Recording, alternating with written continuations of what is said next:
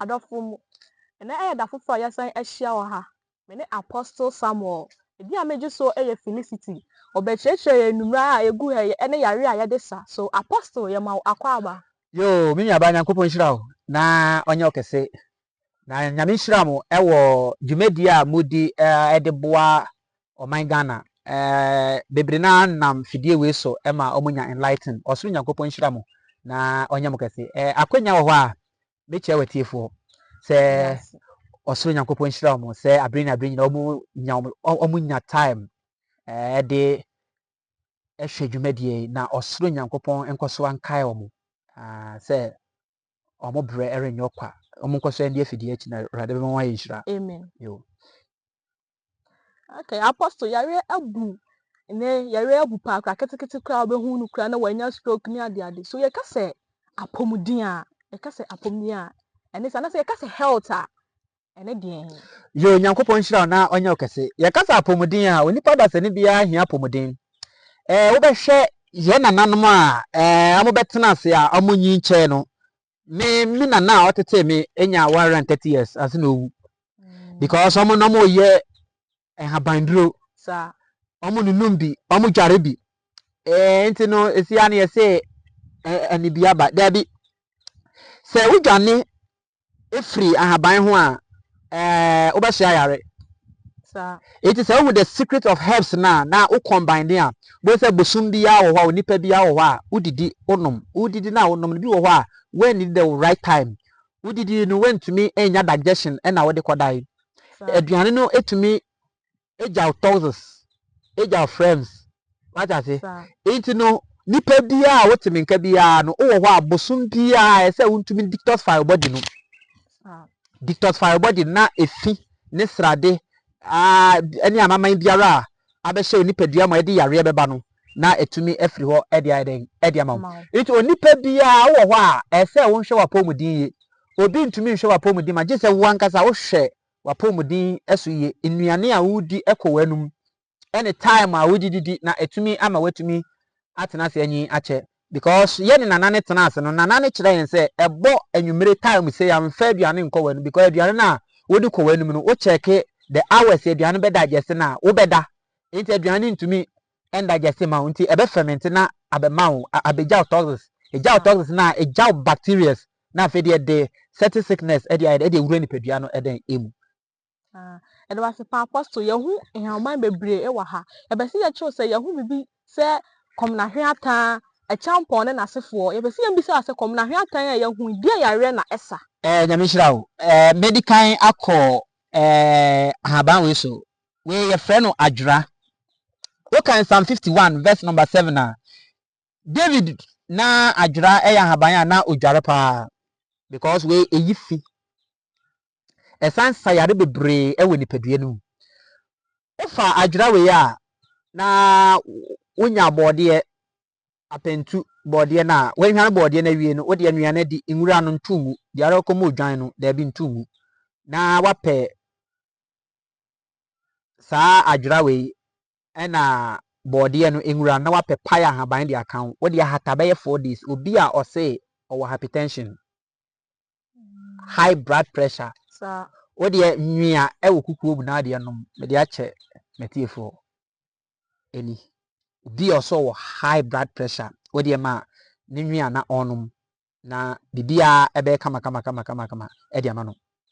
na bibia ai kama eti mesan ɛkɔso bi a wo hwɛ haban we ya mikita we yɛ frɛ no kakari adwe we no eboa brain ebie wa adwene mu enye no nko a wo de anansi dɔko na haban bɛka ho hata we ɛwo a na afei de ye we pada measure we a 3 by 4 we nso a 3 by 4 na mix wo wi a de afɛ wo na wadi anopa ena nwumre ebie wa adwene mu obi a ode ade tua kakra na ne wura fi ne nyina be firi wa ma na bibia kama enti we kakari adwene ne anansi dokono no ba man hye da nya bi nti no eno ena me de ekire na bibia ai kama we obrane atwata be ma bi wo ho a ose me call ba ho asisia na me ho esane be ma pe obrane atwata ha ban na haban ni bi se kona kotu eye tu na wia ma mfa wura science mu kakra haban kita nutrients na moment ya awia ebo no na nutrient no efi ahaban ni mu eba root na se 12 pm 12 awia eba 1 o'clock ni na ntin no awode na begina ba fiti anopa 6 o'clock ni na de nutrient no wa ha enti se opedua sintin e de aye adwuma ye akutu na wia ntu na nopa ye adua bia ye de sayare anasa komna shata na dua bia opese umfa ni ntin ni sayare bia ntu na wia because na na kire me se awia no na ahode na ba ha enti ahode na ba ha na etuma de aboa enti be ma akona kutu e bebre na twa keten na afi de wo wa de akadura guso ye hot water kakra na soki what the 3 days bia obetuma sa 5 days bia obetuma sa be ma eyi amaman biara e wo sisimu e ma osisimu beda o ma afi de o me ma yo no etumi agina na bibia e kama e de ama wo sanity anyway so oba e fancy bia onyim ne time aso ontumi wo otumi tete na haban ne bia na patutu na wa oro kama na wayam na wasone so no wanom eno so eboa ma abofra no etumi bantem because we no ma ebiebio oba no ebiebio ma nsuo e sha se ye de egu ebe ma wan obewo simple e de amam eno obi won so an patutu a won kase obi an ye do ba kotu wu kotu a obeyam ni nyina because oba beto nti obeyam ni nyina na de mako tintin ba ko patum wo de mako tintin ba ko tumu a oba 3 days bia no wasa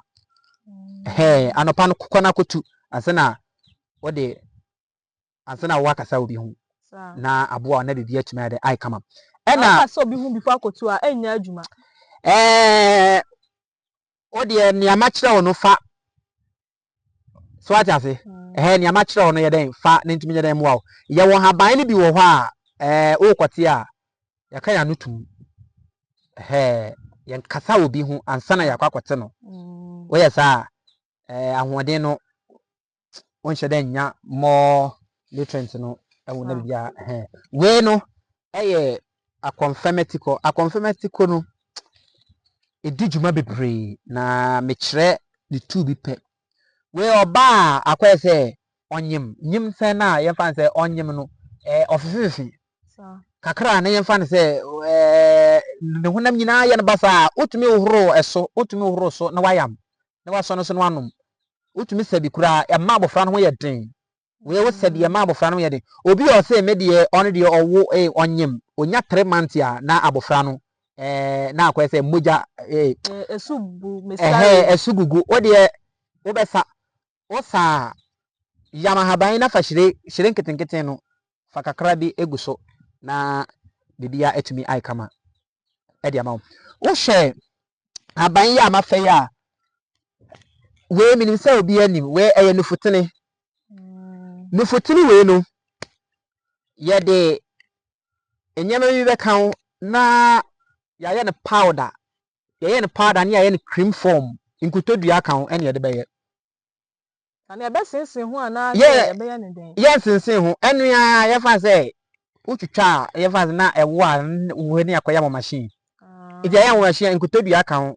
osono toilet na ye haban osono no okono toilet na adane haban etum dane haban sei eti no eno so ye brand ne ye afra enyema bi kan so atase ya dese powder so ne na de kan enyema bi kan ansa na etumi ai de ashutu ya de aba eti be ma no enu ya se wo de be srasra obi oba bi a opese onofo epeja oto opese ebu peja be ma na fon ya be ma na fon be ma bi wo ho twetwe ne be ma wo twetwe be ma metu fo se jai because ayentin u wiki ntin no wo say ntin no ntin no be ma de what kind Proverbs chapter number 30 verse 19 na o say okode kwan wo ewiem owo kwan wo bo so ehyen kwan wo pumu be ma kwan wo ba nti be ma de oba ho hu hia se wan kata ba twetwe be ma wo yesa wo wiki ntin no ebedu time a obehia ho kafo no be hu se na etumi ada ba nti obi a oye masturbation wo de obetumi afre number no na ma kire wade na waye na watumi afrim na bibia ai kama yeah we so ye na bena no ye kase na bena no futene no na bena dua no utwitwa ho na obi wa ne be ma na twe akohyem wo de opa obetuma twitwa na wanwea wonwea na de akaduru kakra nwea na wosa open so obetuma wo na de akaduru na guso na waye hot water kakra bi na wo de asivi na didi atuma den aye kama e de amawo enti no bema bema no akohyem otumi eyusu bi na etumi aboa na bibia aye kama we ye bomegu achi we fa yare bebre obi oso malaria wo de tetene bebre na fa gudemu wo di gudemu obo se mi ankasa dry ebewu dry a wo de na wa brandim kakra na se wasi anwumene bia na wo ye ne tea na wonom ebeku bacteria mo bia e wo nipa bia typhoid ebejina fiwo e de aboa wo na bibia aye kama e de amawo we eye bofra haban ena we ye nantwibini ahaban ofa bofra haban we na fa nantwibini ahaban we ya obi ogunori a ennem yare ya bebe bi wo ha o hia oba bi apan oba bi wo hia bebe bi apan pacha oba kuti yare eti se wanya yare a wo de frɛ obi a sawansa wode abegu ne be ma nsuo fita bi fini be memu be ma o ye fa se odwi ne be ma no sa oba nso utiti wase nsuo fita bi egugu na oba wase hyehyew wo de be bia wo bia wo de frɛ na ma no na yenye gonorrhea aduro bi wo de pe nantwibina haban na bofra haban we na wo de kɔ na kɔ hatamu kakra na afa de wo de anwanwan nanom na mekasa fa nantwibini we nku aho obi a wokoko koko ewo wo so a de abeye ni obetete ahaban bi ne wahata o hata na ewo a ne wasi obepepa mwan safu ya unya nsafu na de soki ahaban na wasi no na wo de agu nsafu no na de asi obeye one day pe na afiri wa hyase enom obɛhyase anom no tot won say ye ice cream cup bi a ice cream bi adua bi hye unya saa cup na wo de hye na onom na bibia ai kama we try on say koko na bi wo ho a wo nipa ni minim ebi wo so a esisi wo nanim wo de mane nye ba bia koko ni wo bia no ebe firi ho na bibia ai kama we nyamedua we ye wo koko dua bi eye tan ena ye wo ojama haban wo won say obi wo ho a won say kakra no yare so atase kakra na yare nketen bi abeche no efitumi ma saa sentence no tumi yeden enyawo intino obi a saa kakra na yare kakra na akwese ne ho dododo no kakra bi na akwese otofa o de panyamedua yi unya nyamedua yi a na wape we ojama haban no ena koko tintan no na wo de hata o hata ne nyina na wanwea e wo fie na wonom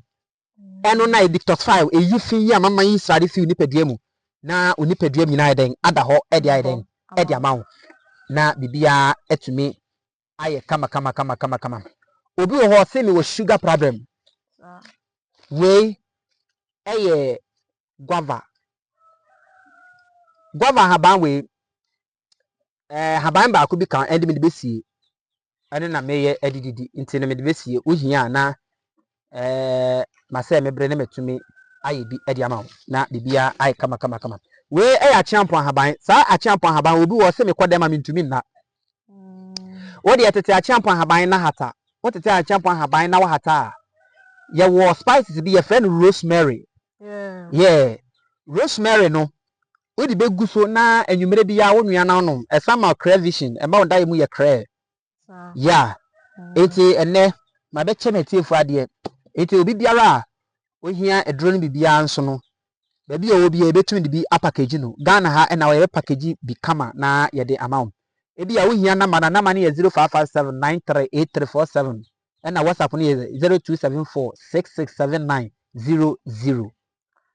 pacho na eyampase achampon e fra bipo se po egu a wutumi de sa achampon a ekitawi esa sa po yare na na achampon we wutumi pose bi na de adanche na gum na odi dware sawansa wa bia wo ho bia e ma ne hia we What say? Nananom no first ni so obi wu a champion no mu twadi gu nusu by 2 weeks no da ho. Nti a champion ekita anti-cancer. Onum ko nipadua mu a cancer mmoa bi a wo nipadua bia tumi ba ne ekuro bi a wo nipadua bia tumi efi ho. Eti na me kire se a champion no obi ontumi nna. Okwada mu ntumi nna kora. Nti wo hata na ewo ana de rosemary no de eguso. Na wanwia na onum bibia be kama. Macho, ese yare abua akese wo Ghana mamu pa yare stroke. Bo ho akaketo akra no wanya stroke. Okay. Kwan be nso na yefa so nya stroke, ene abrebe na yefa so nya stroke. Se wadi infie abroso, anase eye stress bre, ene ma yenya, anase eye sa akoma yare no. Okay. Na yare stroke. Nyankopon hira, o se me di kan kire wo se nipadua no se odi nuane bia wura mu ene time bia keke. Kwan a yefa so enya yare ni enwumre aduane die aduane no entumi andigest pe wo problem obo se o veins ni mu sisi a moja ni ntumi nshutu pe stroke betuma batisi a etididi ye keke what as obi wo ade bia throughout ni nyina mojanam sinano what as obe show ho so ye e wo nam ho kakra so what as sugar nom ni ade sugar ni obi odi sugar bebre no ye fa say e de cancer cells ni tumi raise more e wo ni padua mu so what as yeah into no me the way chemetiefo na etumi aiden aboa o de obi o say ye fa say stroke e hanom oni de obe ne say obepe na abro akata wase ene ahaban bi na ma kire na ofie ne waye na oyare oda fam say de kurampo a Kristo nti obepeja na bibia e kama okay ye fa yare bi ulcer kwan ben so na ye fa so sa ulcer na kwan ben so na ye fa so nya sa yare ulcer okay nyame kupon ehira pa ulcer no enso eye yare a ewo ho na ye ka se ulcer ne se ekuro a aba onipa oyefunu mu udidi a kotoku na kwa se enuane no kogum no ekuro abam eti moment a udidi aduane beto yempe wo se o tefa so saa ulcer na ekuro bacteria so what I say enti no haban wo ho a ye benwia e de amawo na ye fa ne se wanom na bibia ai kama enti obi o so ne de oyare ulcer no de ompe bode no mfre me obi o so yare ulcer obi a oyare ulcer so atran so many years on de na omfre line omfre na manu na bibia nka ya say baby amuntu o say ya chiso na say obi anya fast ameso mu a utimi famu kwan ben so ya faso enya sa amuntu na say kwan ben so na amuntu ne faso chi muntu no eye huhum attack na ye fan say enu no nipa ko ne mfre na menkyere na de mfre ni sokora mfre ni sokora de untimi ncheche mu ya e wa ha say ma ya nti ase o de ma ne mfre na ma no na ode ma ne mfre na ma no na we yan hwe na we yan kyere na ne ho nto no na bibia ai kama ambacho unro ye egu ha so yare be na etimi ndro na egu ha no eye ndro bi a ya prepare for emema bema oye 1 minute bema okọ ba nchen asisi ya na yo wono bema ye mouth set no obe sabi obe ye bi tea obe nwie bi na ama bema ne mu ayeden we cream na wo be sra bema no obi afon no enu futre ne nyamanyama bi na yenfa ze we ye de ye wo de be sra bema na afi bema na afon no atwe akwochem no why masturbation pen wo de fre na ji meme drone bi wo de je set no na yemfa onfa enhele ho na afi de bema na ntin no wanya problem wo mu no na ntimi mu a bema bi wo ho a ho ebra wo mu twa ne bema no osa bi a 1 week na no mu twa ne bema 9 days no mu twa ne bema no eye ntin se bia bema ni sha na ye twa etumi kanam nti bra ye twa no wo se ntin no anu esi nti se bema na ewo na ye ntin se ntin ye 7 na se ye twa no ntin na koka enam ni bia wo se ye ntin no ewu no na je se anu akata enti moja ntumi nya den enfam ɛna nyankopɔn adom yɛayɛ powder wanwaso a wobɛdi akɔ nipaduam na wode bi asrasa na ama ɛnam ne mu ayɛ dɛn apagya na bibia atumi ayɛ dɛn ayɛ eti bɛrima deɛ wokɔ kakra na yɔ emu nyɛ den apagya na asɔre yɛbɛyɛ waduro 5 set no ɛyɛ wo dea na ofra kwan bi a wopɛ sɛ wo nsanka bia baabi a wo bia na yɛ package ne kama na yɛ de sɛ wo amanone wo abrochire baabi a ampacho odi nsuo na bɛnom ana odi nsuo hia na sɛ nsuo nwin wobɛnoa mu ana sɛ wobɛyɛ ne den we ne deɛ wobɛnua wo de hwentia pɛ ɛna ɛbɛgu so ya na wanua na we deɛ wobɛyɛ ne tea wonua pure water half and wasa teaspoon pure water half ya we ne we no ɛne na epagya bɛma ne mu so ata se na bibia ayɛ kama obi wɔ sɛ me wɔ sugar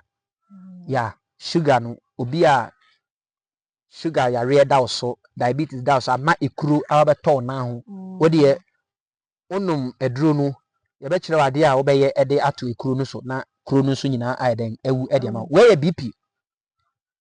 blood pressure no enini obi a wo sɛ bp abɛtɔ so ne nyinaa yɛ moawa wodi abɛgye bp obi wɔ hɔ a bp no yɛ we lines na pump moja no sɛ emu yɛ weak a bp no tum push we no ɛma ntini mu yɛ den ɛsan ɛsecretive iye ma bibia ɛyɛ kama we yɛ feelings ɔba a oni atenka ɔba bi wɔ hɔ a ɔda hɔ bɛrima no so no mu kura mpo a ɔnte hwe ɔba bɛgye adre bi na mu wa anso kwan bɛɛ so na bɛfa so anom no ene wo bɛsa teaspoon egu nhyɛhye mu na wanom pure water half ɛno so bɛnwea na etumi aboa wo we gonorrhea duro no yɛayɛ bi apackage bi enti baabi a obi a yɛbɛmra wo obi a nsuo fitaa bi fi bɛma mu sa wansa bɛgu bɛma ho bɛma no ayɛ style na wagye waduro no bi na bibia ayɛ kama ɛde ama wo Apostle da wasie pa yemre ni nti no epɛ sɛ bebra duru wo ka asɛm yenu miɛsa kyerɛ yɛtie fo wo ntie yɛn okay nyankopɔn hyira wo ne ampɛ sɛ meka kyerɛ tie fo no sɛ yare deɛ wo na wakɔfa ba enti abre nyina no ɛsɛ wonya haban duro ni bia ebetumi abɛboa wo dia ebedi tɔtfa yi fi afi ni padua mu a bɛma wayɛ bɛma deɛ wo hɔ ama ɔbɛma hu sa wacha sɛ ɛsɛ wontumi so ɔbaa ni na ɔbaa nankasa hu sɛ yes ɔbaa wo so gyibaten ka duro no so ata se na yɛfa sɛ nom na hyia bɛma no because bɛma charge na ɔbaa da dabi bɛma charge na ɔbaa se dabi bɛma pagya ho ɔbaa ho so pagya ho aduro ay ready baabi a obi yɛ package bi de ɛde abɛm obi a ɔda ɔso dan a ɔnkae wo nso wobɛtumi afrɛ na ma no na yɛde akyerɛ obi wa ɔpɛn krataa ɛyɛ daeɛ nko na sɛ obi a refre wɔ ne so obi a refre ɛwɔ so daeɛ no wɔn o sɛ ma bɛkyerɛ me se akyɛmpɔn ne wei no wo de kɔna kɔyɛ so wata se obi ohia nkrataa wɔ abrokyire ohia nkrataa obi de ka ɔmpɛ sɛ otua ofrɛ na ma no wa wareɛ ayɛ basa wukunu wagya wukunu odi ɔbaa bi akyi oyere akwɛ sɛ wopɛ sɛ wohu sɛ ɔbaa na ɔba no wo ne no hyia mo wareɛ bɛkɔ mo wareɛ bibia bɛkama na yɛbɛyɛ hwehwɛmu de ayɛ dɛn ɛde ama wo ɔbaa no yɛbɛhwɛ planet ofim sɛ mumu hyia anaasɛ mu nhyia na yɛtumi ahwɛ na yɛsiesie bia mu nhyia bɛka kyerɛ sɛ mu nhyia obi bia ɔbaa bi wɔ hɔ bɛrima bi wɔ hɔ sɛ ɔbaa bi waboa na sesia no wayi ne baako ama yɛbɛdi kan ahwɛ mu ahwɛ sɛ ɔbaa no mu hyia ansa na yɛdi dwuma bi yɛ dɛn ɛwɔ ho na sɛ ɔmaame nnim papa nnim enti sɛ sɛ wabu kwase a obi anu a yes ogyina hɔ a mode no ɛyɛ we sɛ ɔno na akwai de sɛ ɔyɛ bibi te sɛ ɔhwɛ mo so sesia no yɛmfa sɛ obi anu wo hyia no na obi anu me nso me hyia obi ayɛ dɛ obi anu enti na ne deɛ ahye agu ba open sɛ aware yɛ hwehwɛ mu sɛ bibia bɛkɔ kama mo ware bibia bɛda mu a yɛbɛgyina mu ahwehwɛ bibia ma na bibia fine obi de wo ka wo de frɛ na ma no na yɛnkyerɛ wadeɛ na yɛ na kwara kwagye osika na bibia yɛ kama obi wɔ pɛ sɛ ɔnhyɛ adwuma bi ase ɛyɛ adwene pa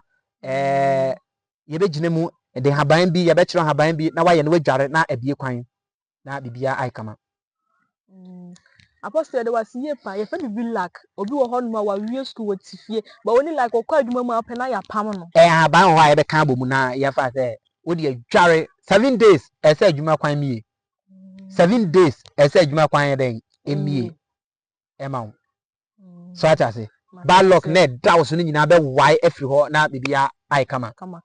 obi wa ebi a ɛfa wawie school no ba adwuma ɔpɛ sɛ ɔnkɔyɛ na ɛnyɛ ne na ɛsɛ ɔnkɔyɛ yɛbɛkyɛke wo destiny no ahwɛ planet a wofi mu ahwɛ adwuma a woyɛ bɛboa wo na bibia yɛ dɛn ai kama ɛde ama wo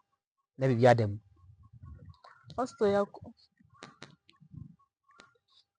protection ahobambo ahobambo wɔ hɔ paa nipa bia wɔ hɔ abɔ ho ban ɛno no powder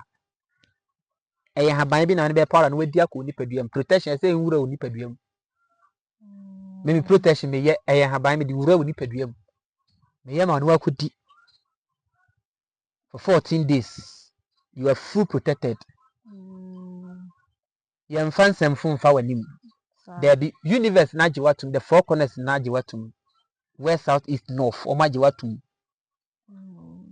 so atase na bibia ɛno no yɛ trewo transe kyerɛkyerɛ sɛ direction ɛyɛ ama wo no enkobu bi kwase ha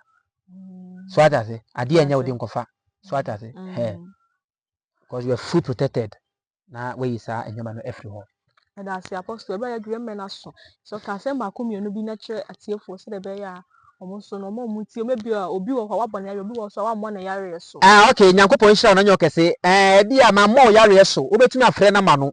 dwumadie time na yɛde ɛyɛ ntina bi a ma mɔ yare so wobetumi afrɛ na ma no yɛ 0557 938347 0274 667900 ɛne ne WhatsApp no eti baabi biara a wo biara eduro biara wo hia biara wobetumi afrɛ na wo ne aka ne package ne kama na baabi a wo biara no yɛhwɛ kwan a yɛbɛfa so a onsa betumi aiden aka na wo so watumi ahele ho na bibia ai kama because Bible say yendi aduaba ne yɛmfa na ha ne nyɛden ensa yare Ezekiel 47 verse 13 na etumi aiden aboaye na etumi aiden akoyenim enti woyɛ onipa dasani a prince shahaban na ɛno ɛna bɛgye wo nkwa ɛwɔ atazefo asase so ɛbɛma wanyini akyɛ ɛda wase apostle sawode apomuden ho nsɛm ababɛda ya so akyerɛkyerɛ haban ya egu ha nyina ɛne de wayɛ gu konkom so akyerɛkyerɛ nyina ha na bɛbɛma yɛ kwan na yɛde asie so da se na ɛbɛsan ahyɛ mu biom na ebi a megye so ɛyɛ Felicity ɛda wase Apostle Sammy bacha utie ya ɛyɛ kɔdeɛ TV so nie wobɛhu ne yɛkyerɛ kwan ɛwɔ Techiman Bunu East Capital Obuomani Infantry New Tie ɛhɔ noma na yɛkyerɛ kwan ɛwɔ na Apostle so tie but Apostle say hwehwɛ wa hemfa na yɛbɛhu wo hwehwɛ Apostle a wobɛba Amasaman Accra Amasaman Kotoku media kwantempɔ no ɛso ɛhɔ ɛna wo hwehwɛ me abe wo hwehwɛ me na ma de bɛhu 0557 938347 ɛna WhatsApp no 0274 667900 ɛda wase atiefo ha na brɛ mama kwan ɛma yɛde mu asie